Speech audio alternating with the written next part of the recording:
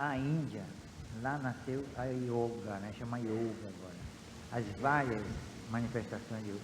E, no entanto, é um dos países mais sofridos do mundo. Fome, miséria moral, prostituição. Né?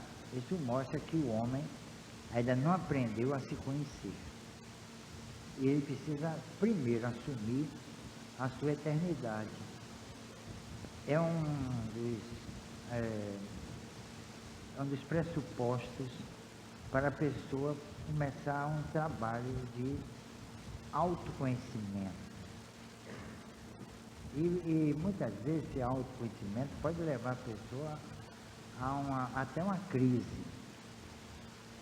Nós sabemos que temos muitos problemas íntimos, né, de outras vidas. Aqueles que não acreditam em reencarnação, pouco importa. Não é a crença da pessoa que vai eliminar uma lei, a lei da reencarnação. Então as pessoas querem se conhecer, terminam em trauma. Enquanto um foco traumático, numa regressão, e aí para sair é difícil. Nós já tratamos aqui vários casos dessa natureza. Pessoas que fizeram regressão e o psicoterapeuta, sei lá das quantas, não conseguiu trazer a pessoa para a sua idade normal, natural. Aí foi uma menina de 16 anos falando como uma criança de 4 anos. Aí o psicólogo disse, não tem jeito, tal, e ele deixou de mão. E aí nós pegamos esse pepino, foram 3 anos trabalhando com essa menina, 3 anos. Hoje ela já fez vestibular, já está estudando na faculdade, tudo direitinho, pronto, dirige carro, tudo. Agora, para trazer essa menina à sua idade natural, foi difícil.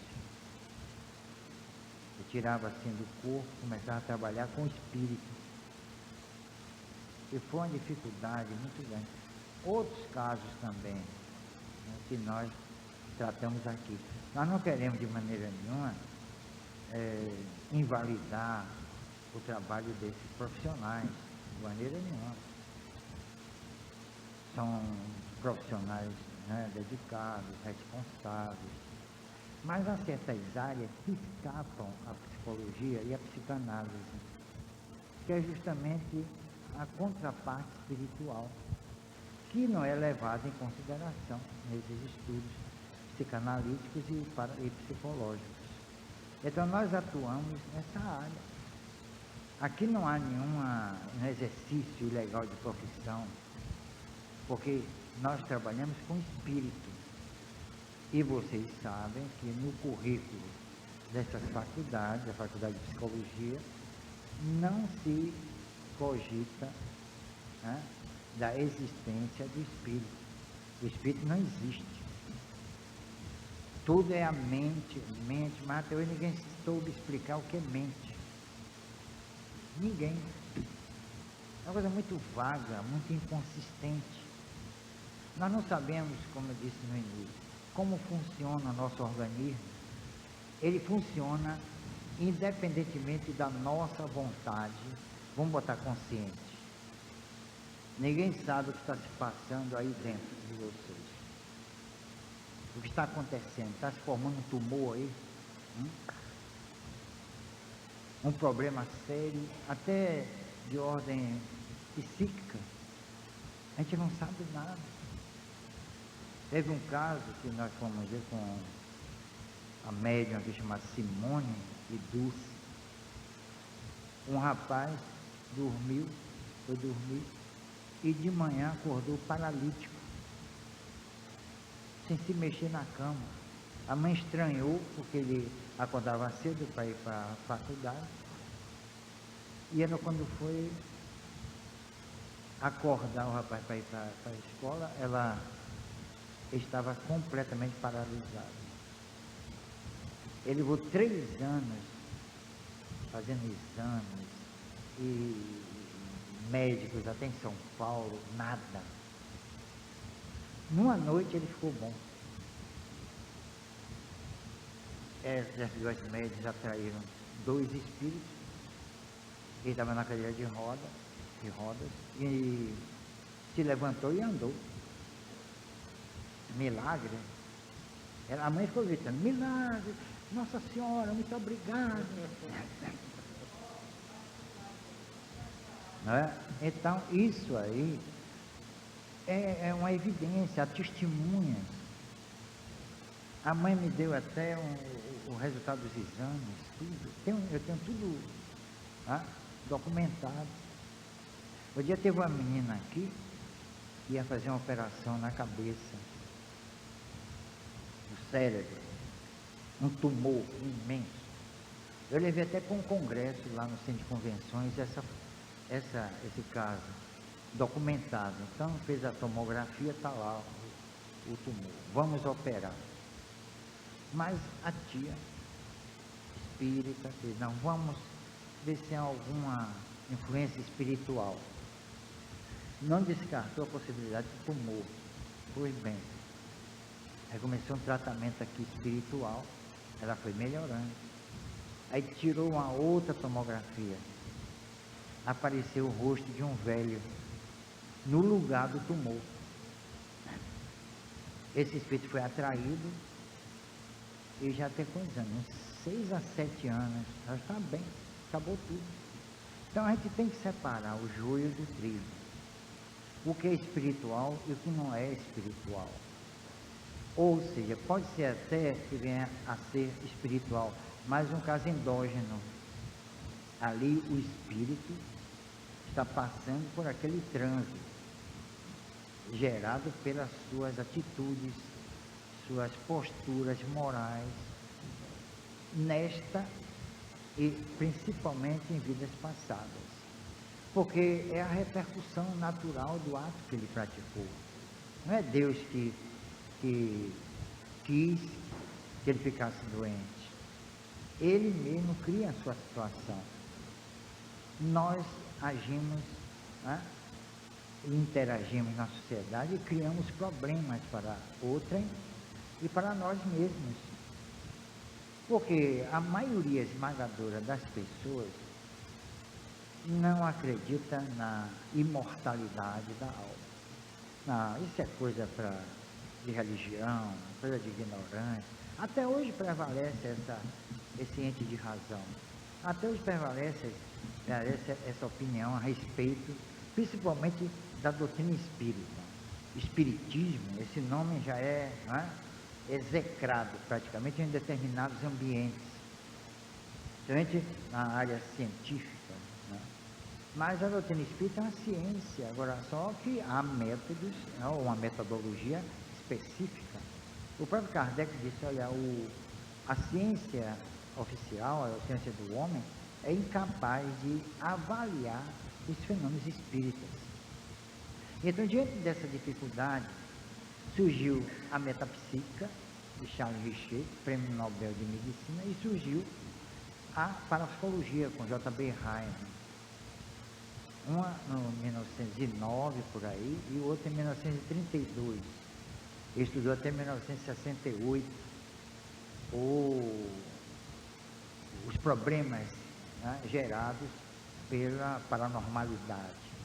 Que o certo é que a paranormalidade, os fenômenos psi, ou as funções psi, são nada mais, nada menos que a mediunidade que foi estudada e pesquisada por Kardec.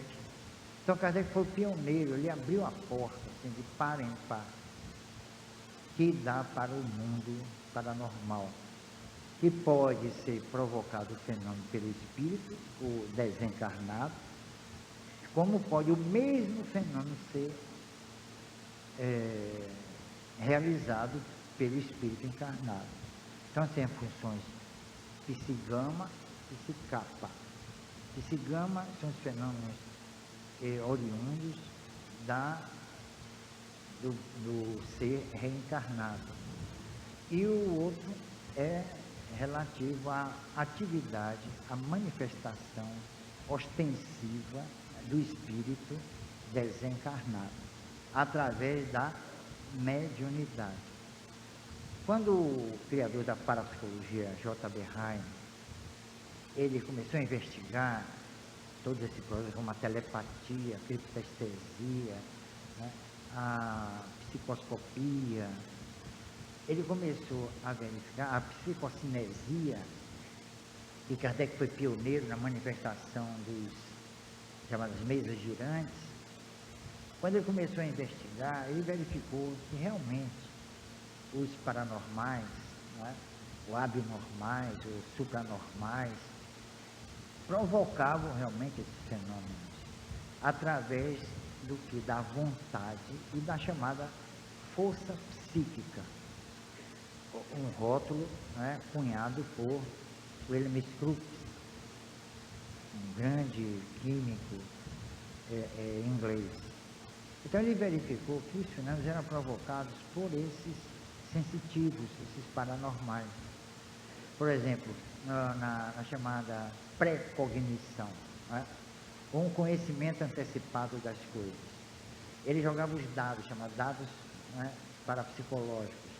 Ele jogava os dados, e os dados eram figuras, e não aqueles, né, pontinhos.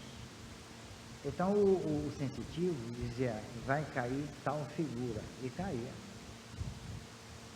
Tá vendo? Aí ele ficou assombrado com isso. O que é isso? Que conhecimento é esse prévio de um fato? Ele começou a investigar e foi, né, estabelecendo suas teorias a respeito dessa manifestação, que no início chamou até de misteriosa. A pessoa acertava mesmo, como Ingo Swann, um grande sensitivo americano. Ele, em 10 testes, ele acertava os 10. Uma coisa interessante, ele jogava assim, Heine, jogava uma moeda para cima, aí ele perguntava ao sensitivo, vai dar o quê? Fez coroa, e dava. Aí Heine começou a desconfiar de alguma coisa estava acontecendo. Ele não errava uma. Então não era pré-cognição, mas a gente chama de pré-munição, presciência, previsão. Não era, era a psicocinesia. O sensitivo influenciava de tal ponto a moeda que ela caía como ele desejava, coroa. Ele fazia isso deliberadamente.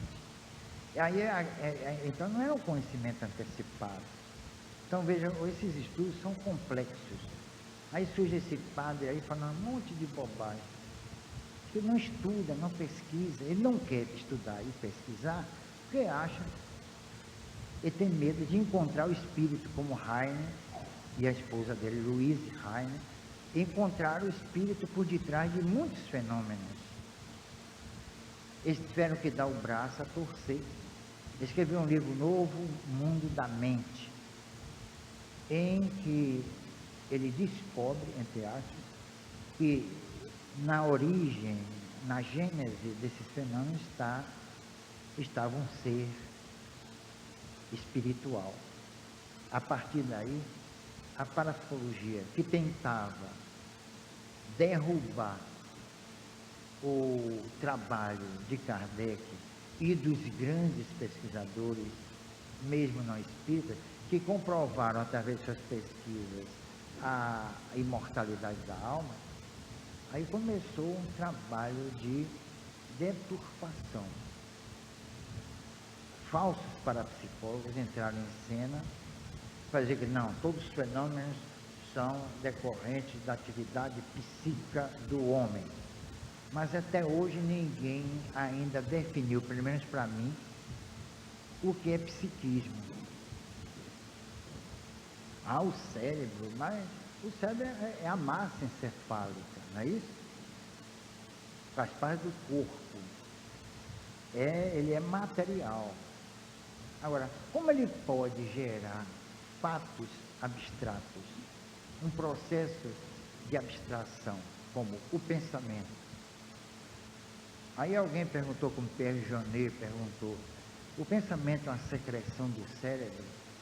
Onde ele perguntou num congresso de psiquiatras, e aí? Será que o pensamento nasce no cérebro, nos refúgios do cérebro? E em que parte? No sistema nervoso central. O sistema nervoso central, né, pode até haver médicos aí na plateia, mas o sistema nervoso central ainda é uma incógnita, é uma grande interrogação. E os sentimentos? Onde nasce o amor? É no coração? Aliás, Pascal já dizia que o amor tem razões que a própria razão desconhece. Então, o que é razão? O que é ser racional, cartesiano, para usar uma expressão de Descartes? O que é ser racional? E as emoções? De onde vêm as emoções?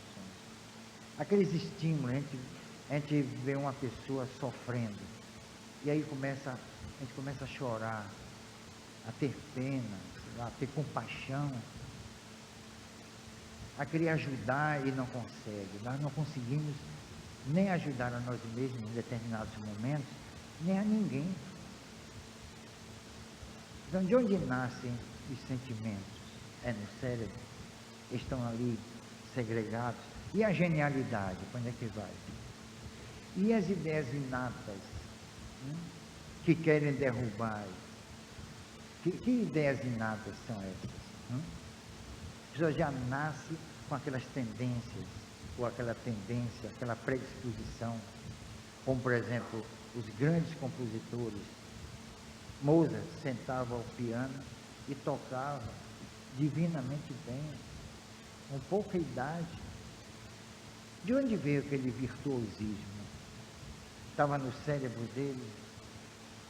Você acha que uma música de Mozart, de Bach, Beethoven, essas músicas estavam ali dentro do cérebro, dos cérebros desses homens, desses considerados gênios? Estavam ali? Ou aqui não processo de percepção extrasensorial? Quer dizer, além dos sentidos, que uma música de um homem desse escapa à apreensão dos sentidos. Eu mesmo quando de vez em quando eu tenho tempo, eu ponho uma música dessa, eu me transporto. Quer dizer, eu não apreendo a música pelos sentidos, mas pela minha capacidade psíquica, ou minhas funções psíquicas, ou minhas funções paranormais. Por quê? Porque ela toca a música diretamente à alma, e não ao cérebro, não ao meu organismo. Então ela não nasceu, essa música fantástica, chamada clássica, não nasceu dos refúgios do cérebro. É uma apreensão, ele está captando isso. Tanto que nos trabalhos realizados por Enrico Imola, era um italiano, pesquisador fantástico, ele pesquisou justamente a música transcendental. E aí alguns desses grandes mestres da música clássica confessaram a ele, e esse livro é raríssimo, que eles às vezes recebiam as partituras durante o sono. Eles consideravam sonhos, na verdade não eram sonhos, eles captavam isso, ou um espírito dava a ele, gênio, a música que ele sempre quis compor. Isso aconteceu com vários, uma pintura também. A música e a pintura, nesse particular, são atividades extranormais. E eu falo extranormais, embora a gente não saiba nem o que é ser normal. O que é normal? O que é a normalidade? É uma questão de senso comum?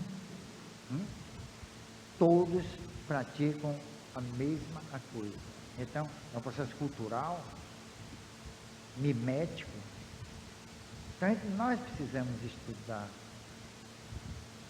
principalmente nós espíritas, que temos nas mãos uma doutrina que toca em todos os ramos do conhecimento, a matemática, a física, a química e aí por diante.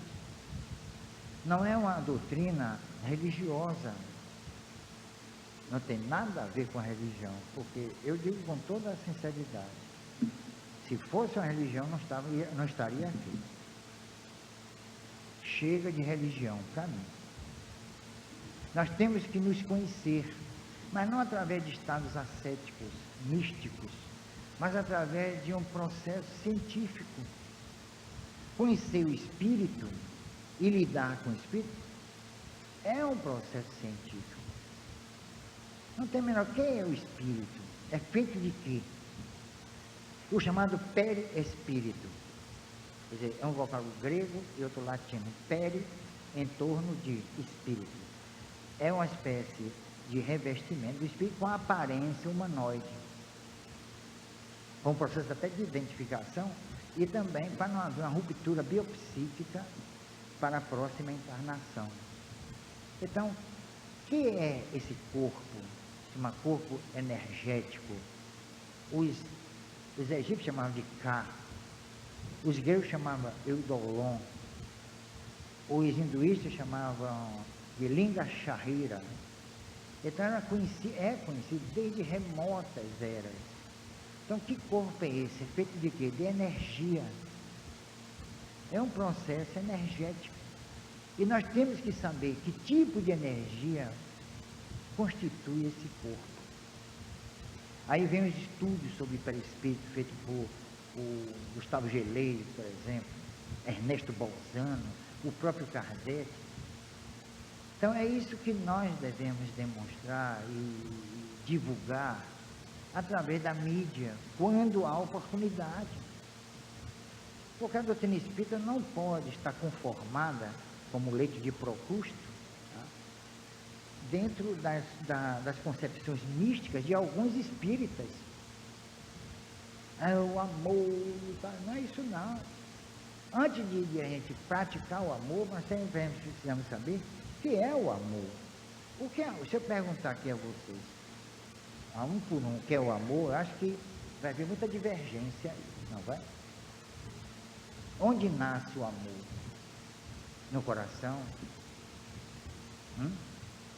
Está onde? No cérebro do indivíduo?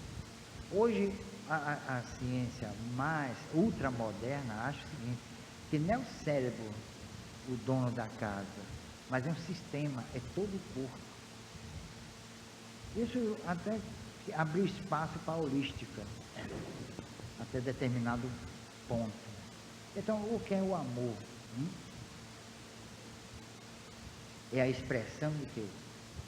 Dos nossos sentimentos.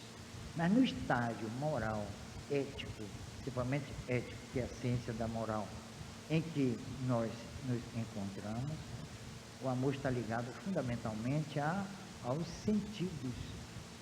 Ele é sensorial por excelência. Nós ainda não podemos conceber um amor extrasensorial, mesmo sendo oriundos, mesmo sendo forjado no mundo espiritual. O espírito ama, porque ela não tem mais o corpo físico, mas é tudo le même chose. É a mesma coisa. É o amor que se traduz pelos sentimentos. Sentimentos ainda não apurados, porque os nossos sentimentos ainda estão muito ligados à nossa atividade sensória. Então são essas cogitações que nós devemos, né, transmitir às pessoas. É a chamada a filosofia espírita. Existe uma psicologia espírita. Aliás, o espírito estudioso é que é o grande psicólogo, né? O estudioso da alma, logos. Nós é que estudamos a alma. A psicologia, pelo menos pelo que consta, estuda o quê? As manifestações cerebrinas, como dizia Carlos Embassari. Mas nem tudo está no cérebro. O cérebro é apenas um instrumento de que o espírito se vale para se manifestar no plano físico e no plano transfísico. É isso. Vocês imaginam uma coisa, como eu já disse aqui, uma ocasião e vale a pena dizer de novo, será que quando nós desenhamos manifestação orgânica, há uma manifestação psíquica? Bom, se é psíquica, vem de psique, que é a alma. Então, a manifestação, né, da alma. A alma capta, nós captamos tudo que há no universo. Até os pensamentos de outras pessoas. Porque quando nós pensamos, nós criamos. É uma força tremenda. A nossa atividade imagética é fantástica. Chama de teleplastia, pode chamar de ideoplastia. Quando nós pensamos em algo, aquilo passa a existir. Passa a existir. Porque é a nossa força criadora. Então, esses fatos precisam ser estudados, pesquisados, analisados, e não são. Por quê? Não, isso é coisa, fantasia, isso não existe. E como existe? E nós, espíritos, deveríamos estar debruçados sobre essa fenomenologia e determinar suas causas, ou pelo menos tentar determinar suas causas, sua gênese, para a gente entender o que é a vida, porque nós não sabemos. Olha, uma certa feita, uma pessoa, uma mulher, andou a Índia inteira para saber o que era a vida. E aí eles disseram um dia, olha, naquela montanha ali tem um homem santo, um sábio. Vá lá que ele vai dizer a você o que é a vida. Ela aí foi, bateu a porta, ele abriu, e ela perguntou a ele o que era a vida. Ele não soube responder. Ele não sabia o que era a vida. Como Jesus, quando Pilatos perguntou sobre o que era a verdade, Jesus ficou calado. Mais adiante ele disse, conhecereis a verdade, e a verdade vos libertará. Libertar de quê? O que é a verdade? Não, fulano, só fala a verdade. Que verdade? O que é ser verdadeiro? Foge aos parâmetros, os paradigmas que nós estabelecemos a respeito da verdade. O que é ser verdadeiro? O que é a mentira? Olha, parece até que eu estou aqui, né, com literatura de almanaque. Mas não é não. Nós não enxergamos um palmo diante do nosso nariz. Nós não sabemos nem que planeta nós estamos pisando, que terra nós estamos pisando. Nós não sabemos nada deste planeta, e ele é vida. É totalmente vida.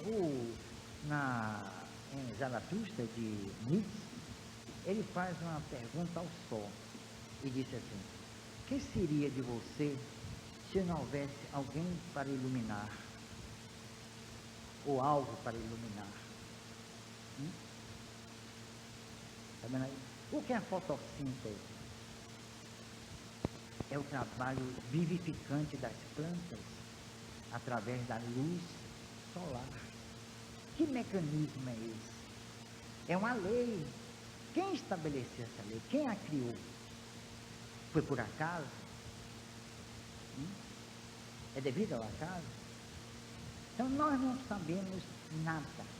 Por isso que Sócrates, o grande pensador grego, o oráculo de Delfos, no tempo de Apolo, disse, olha, o homem mais sábio da Grécia é Sócrates. Aí foram dizer a ele ficava assim, ele fez, olha, você sabe o que ele disse isso? Ele sabe que eu nada sei. Que quanto mais nós estudamos, quanto mais se pesquisa, menos sabe. Às vezes, eu me perdoe dizer, mas eu invejo a pessoa ignorante. Aquela que ignora tudo. Ela não sofre. Pelo menos não tem crises existenciais. Né? Meu Deus, que sou eu? O que é que eu estou fazendo nesse mundo? O que é vida? Por que a gente morre? Por que será que tudo acaba com a morte? Será que o túmulo é aquela boca que se abre, se escancara para engolir a gente e acabou? As pessoas dão as costas, tristes, vão embora e mais tarde terão que também passar por aquele trânsito. Aí o medo, o pânico da morte. Eu acho que o homem, acho que são 3 questões aí muito interessantes. Primeiro, o medo da subsistência. Depois, o medo de viver. E depois, o medo de morrer. A gente tem tanto medo de viver quanto de morrer. Porque nós não sabemos o que é vida e não sabemos o que é morte. O que é morrer? É a falência do corpo. E aí? É o deixar de respirar. A pessoa não existe mais. Tanto que vocês dizem assim, eu perdi meu pai, eu perdi minha mãe, eu perdi, perdeu como? Ele se perdeu, esqueceram na rodoviária, né? O que é perder alguém? Digam aí, perdeu como? Até hoje eu não entendi isso. Perdeu. E aí quando um ente querido nosso desencarna, ou morre, para usar a linguagem vulgar, é um desespero, uma coisa de doido. Uma certa feita, um espírito, frequentava o Centralino Garcia, a mãe dela desapareceu. Ela chegou no centro arrasada. Aí todos ficaram penalizados, coitados. Eu fiquei na minha. Porque eu não sei consolar. Eu procuro esclarecer. Eu acho que é diferente. Eu não sei me consolar, quanto mais os outros. Aí ela chorou muito, mas mesmo espírita, a gente não pode, né, controlar a emoção, aquela perda, e aí por diante. Mas todos se voltaram para ela com carinho, com dedicação, sei lá. Era uma semana antes do carnaval.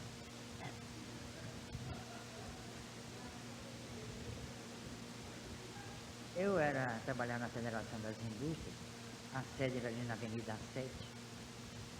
E eu, sábado de carnaval, fui lá para ver um problema, que me telefonaram, tinha um problema lá, então eu fui resolver. E eu aproveitei para dar uma espiadazinha. Daqui a pouco vem aquele bloco, a galera mesmo, parecendo um bloco que existia em Brotas, mas bloco da Pelanca. Mas era menina, quer dizer, há pouco tempo, né? E essa menina que perdeu a mãe na frente, numa gandaia, aqui sozinha. Eu digo, tá ali, quem está ali, meu Deus. Esqueceu logo mamãe, não foi? Eu acho que é como dizer, morreu, acabou. Não acabou não. Aí que começa. Começa não para quem ficou, mas para quem partiu. Porque a morte é uma delivrância. Não chamam de parto, os poetas chamam de parto. E é realmente. E tem uma coisa, não existe nem vida, nem morte. O que há é o contínuo existencial. Então, esse processo não se interrompe, não é estanque. Quando há reencarnação, o espírito continua a ser espírito, pouco importa as concepções a respeito dele. Pouco importa que a ciência diga, né, do alto da sua torrezinha de Frande, que a morte, com a morte tudo se acaba. Que o espírito não existe. Os religiosos são materialistas. Eles só admitem um espírito, o demônio. Pronto.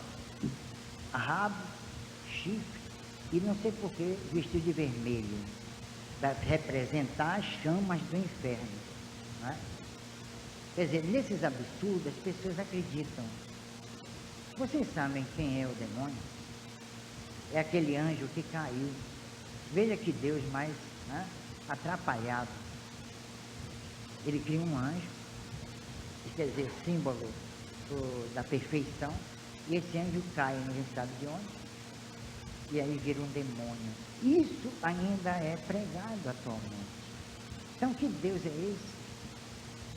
Ele criou o bem e o mal ao mesmo tempo? Ou ele criou um ser perfeito, mas essencialmente perverso ou imperfeito?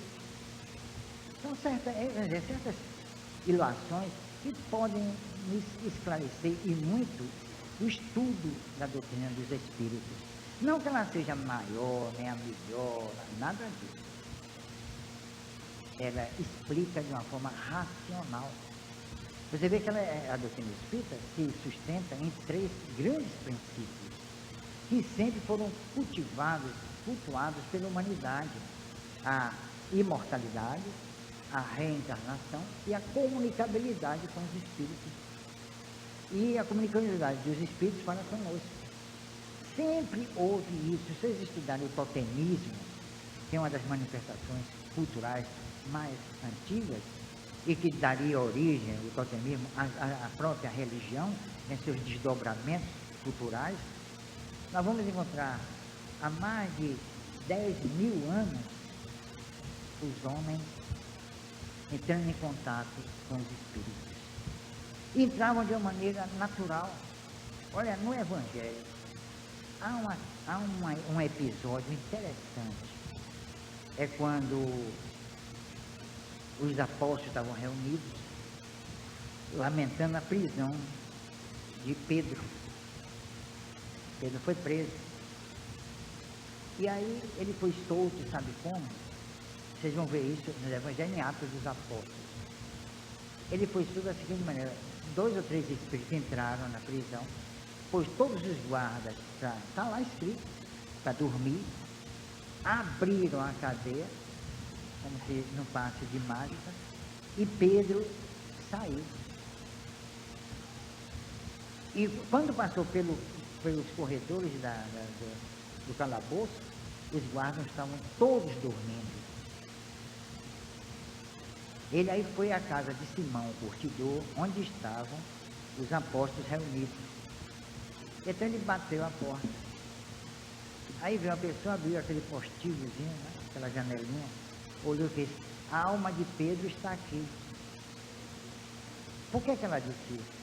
Porque pensavam todos que ele já estava morto.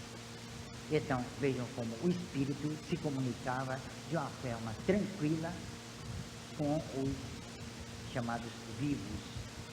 Está lá. Ninguém divulga. Quando Jesus foi materializado no Monte Tabor, Moisés e Elias, materializados os dois indivíduos que um dia viveram aqui e morreram. Ele pôs lá no Monte Tabor os dois. Não tinha plateia.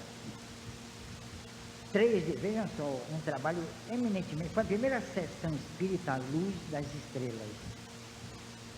3 discípulos, João, Tiago e Pedro, armaram uma tenda, quer dizer, uma cabine mediúnica, se deitaram e dormiram. Eles entraram em transe, ofereceram a Jesus o quê?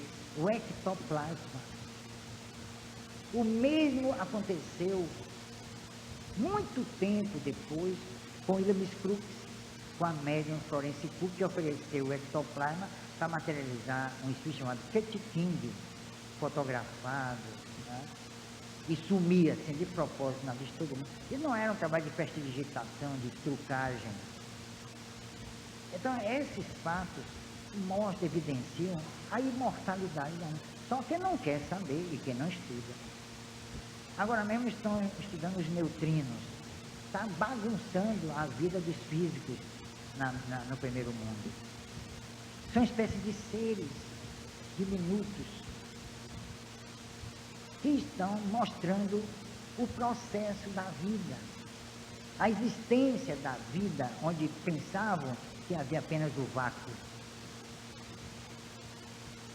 Então a vida é estuante em todo o universo.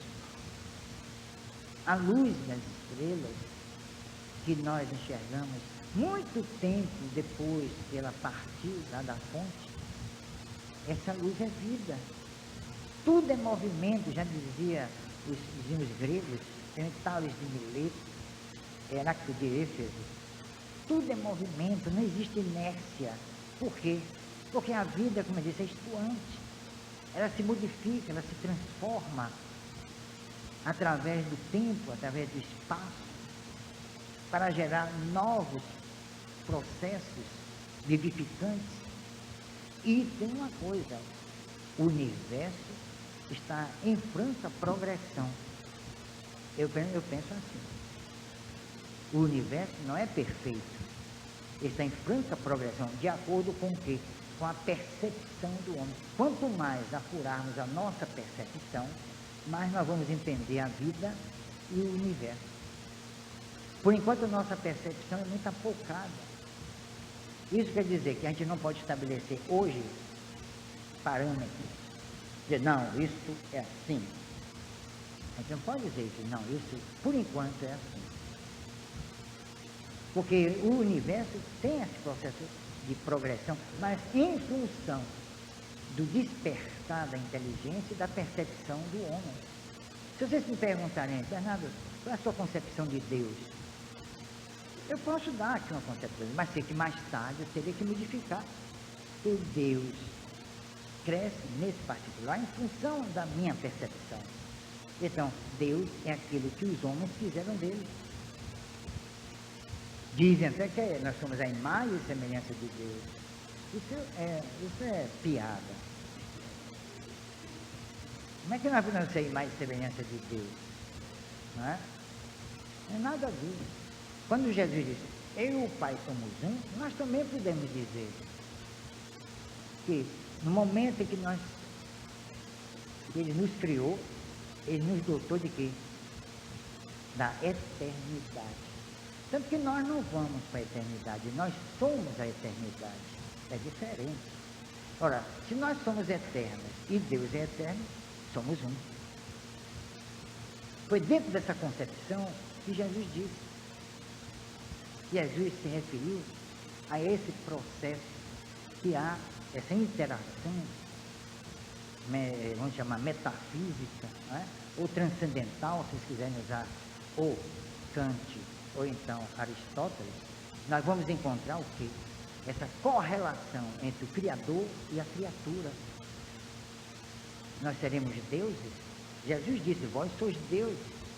O que eu faço, podeis fazer. O podeis fazer é lançar o homem no futuro. Mas não é o homem através de gerações. Nós tivemos lá em épocas transatas, em épocas recuadas, que seria injusto, seria muito injusto. Eu olharia para trás e teria pena dos meus antepassados. Eu olharia para frente e ficava com inveja dos pósteros. Porque eu vou desencarnar sem saber que é vida, que é mundo, que é universo, que é Deus e que sou eu. Não é injusto? Isso é certo? Que tipo de Deus é esse que me criou para a dissolução completa dos meus valores, das minhas conquistas, das minhas vitórias e das derrotas que são a fonte perenizada da experiência? Então, que Deus é esse que me torna um ser fadado para a destruição, para a dissolução? E a eternidade, onde está? Será que Ele é tão egoísta que se fez eterno e nós não? Que Deus é esse que brinca com a humanidade, com os homens? As pessoas que nascem e poucas horas depois morrem. Por quê? Elas viveram por alguns momentos. Que proveito trouxe a essa pessoa viver por alguns momentos? E os pais que sofrem? Por quê? Será que Deus quis aquilo, como dizem? Que proveito podia ter Deus da morte prematura de uma pessoa? E as pessoas que desencarnam com 80, 90 anos, passam pela vida, mas não viveram. Ou passam e não existiram. Então, que adianta viver? Nós somos apenas um conglomerado de células que um dia vão se dissolver, vão desaparecer. Para onde vão essas células? Através da decomposição. Vão para o nada? Ou vão para um mundo que ele é específico? Porque há pessoas que dizem, olha, eu só creio naquilo que vejo. E o que nós não vemos? Não existe? Aí vem o problema sensorial que eu falei no início. Então a gente tem que tocar aqui, ó. Essa mesa existe. Mas isso é o que os hinduístas, e está nos Upanishads, chama de Maya. Tudo que nós vemos é pura ilusão. Que o mundo real, o mundo verdadeiro, é o que nossos olhos não veem, mas nossas almas sentem.